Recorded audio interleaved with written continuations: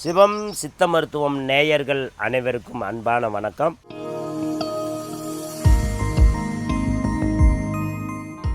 கண்ணில் மஞ்சளாக இருக்குது, யூரின் மஞ்சளாக போகுது, துப்புகிற எச்சி கூட எல்லோ கலரில் வருது, கண் ரொம்ப எரிச்சலாக இருக்குது, சாப்பிட்ட உணவு செரிமானம் ஆகலை, கல்லீரல் நாம் பிறண்டு படுக்கிறப்போ வலிக்குது அப்படின்லாம் உங்களுக்கு மஞ்சக்காமாலை வரப்போகுது அறிவு.